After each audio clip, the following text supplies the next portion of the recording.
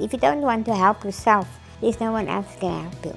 You must go out there, face the world, and the challenges that come at you is to make you a better person. My name is Antoinette Anthony, and I'm 73 years old. I was born with a condition called osteogenesis imperfecta.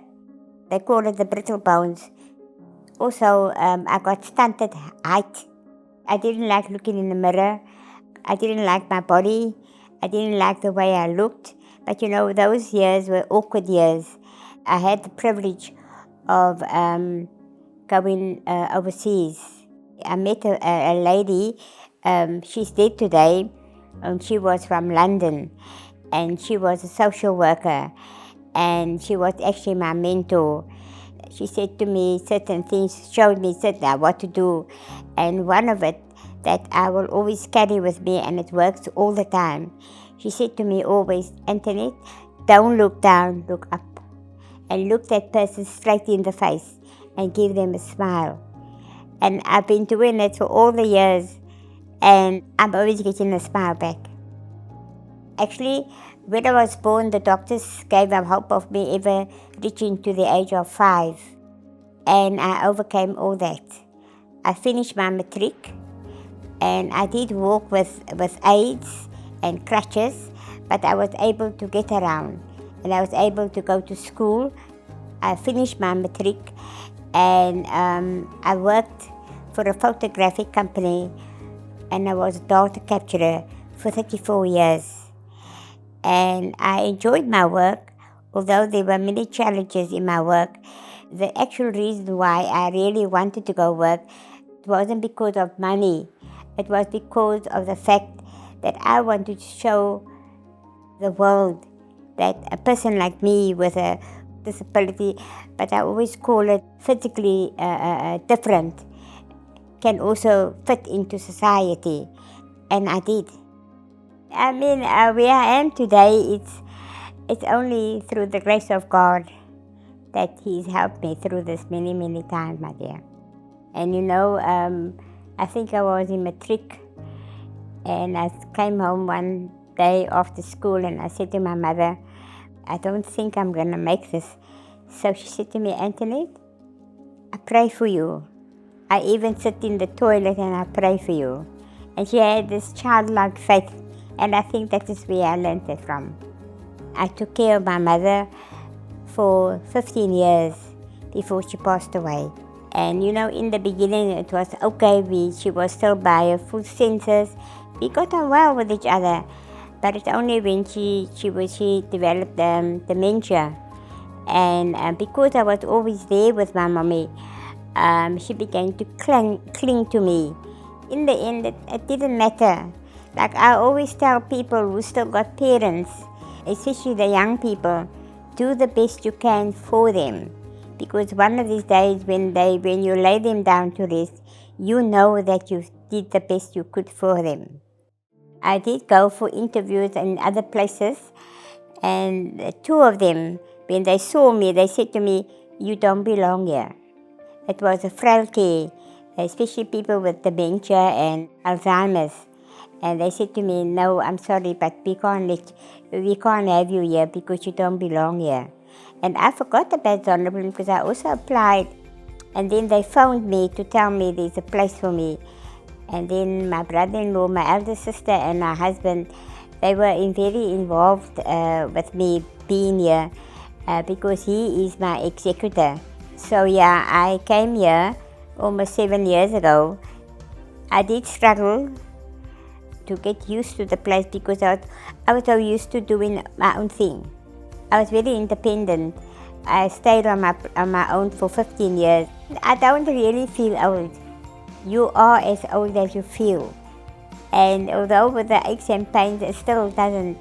I've always had pain all my life. I've always known what pain is all about. And my friend who helped me with my low esteem said to me, my brain and the exercises my pain. So maybe it's not as bad as I think it is. But I cope, I cope. I'm not one of those that sit and mope and grope. I've been like this all my life. I'm going to the shop on Tuesday. I'm looking forward to that because we're stuck here. If you don't do something about it, then just get stuck here. My niece phoned to say, I'm coming to fetch you. You're going to have lunch with me. It was something to look forward to. It's the little things that make you happy. That count in this life, little things.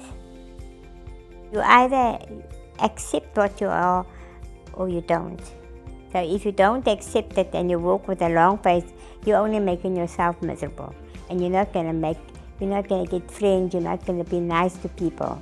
But if you accept it, and I am short of height, it never bothered me because there was always a way to do something. And the only thing that I don't like or I hate is going to the shop to buy me clothes. Because you get your size, but the length, it's always, you pay a lot of money for the clothes and you got to cut half away. That's what I go into the shop to buy me clothes. I need to wear something. Sometimes people push you down, but you get up again. And you don't look down, like my friend said. Look up, look straight in the face and go ahead and do what you want to do. And this is what I've been doing all the time. The reason why I never got married, I always wanted someone, I needed someone special to accept me as I am.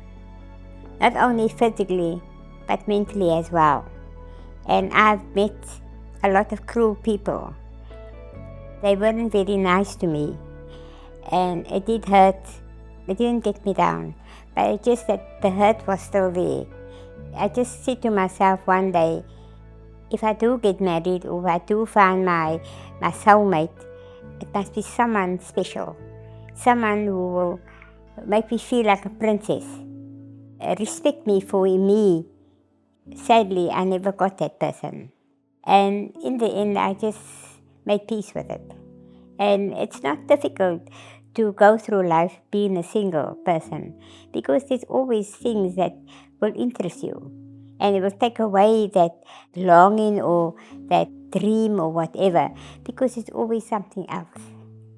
I've been hurt many times and it's not a nice thing to be hurt.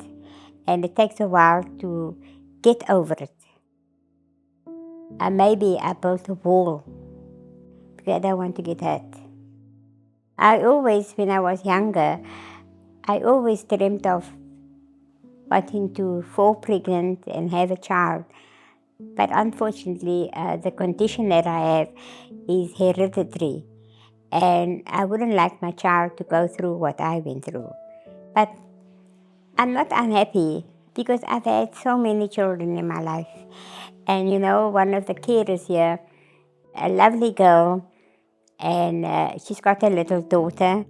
She's 4 years old, and I'm always sending her something, maybe a pack of chips or something. She called me small granny, small grandma, and so honest. I just love children. There's nothing I can do about it. I just love them. I don't believe there's a long life. You got to make the most of what you have and use it to the best of your ability. And this is my motto, is you do the best you can. And at the end of the day, you can say, I tried my best. I say to the young people, do whatever you feel you want to do. Today's life, young people, are so sad to see them turn into drugs, turn into alcohol, turn into sex. Sex is more important to them because there's so many young children who's got children today. And you throw your life away that way.